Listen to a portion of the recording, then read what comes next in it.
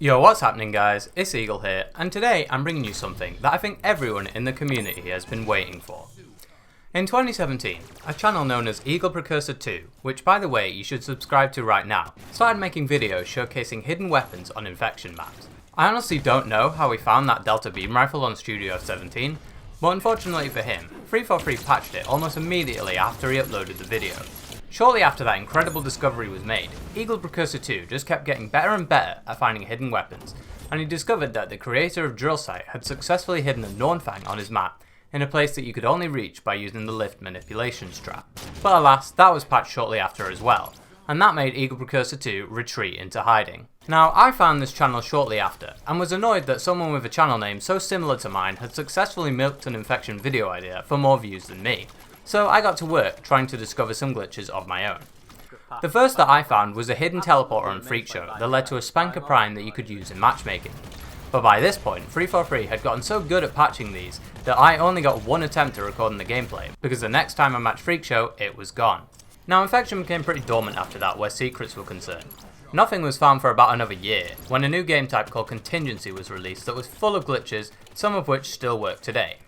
Desperate to milk the cow one more time, I found another teleporter that led to a hidden tank, as well as a glitch using the Warthog to get in that same tank, and because 343 haven't patched that glitch to this day, I consider myself victorious in the race to find an eternally broken infection secret. Now some of you may have been skeptical about these glitches from the start.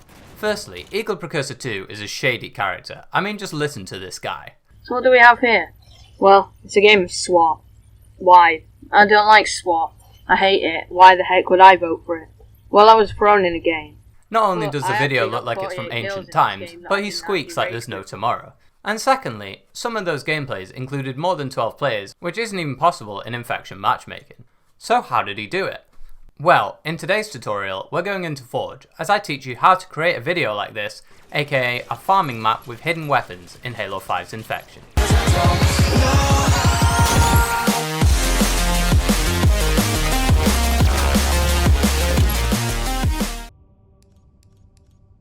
Firstly, let's find a map to hide a weapon on. When making your decision, you should think about what type of weapon you actually want to hide, because, for example, using a sniper rifle on an enclosed map is not going to be that much fun, but using a GAVEL on an enclosed map is going to be a ton of fun. I recommend Forge maps rather than dev maps, because most of the time you're going to want to teleport out of the map to get the weapon and then return, and Forge maps have a lot more space, and it's easier to keep things hidden that way. Reaches video of how to find this. Now it's time to actually hide the weapon. I'm all for actual secrets in maps, but the problem with visible secrets is that once someone sees where you teleported, they'll follow you, get the weapon themselves, and you may have to end the game or change the location of the teleporter. The truth is, it's impossible to keep the initial teleporter hidden forever. The workaround is to make a teleporter maze or a pin code made from teleporters.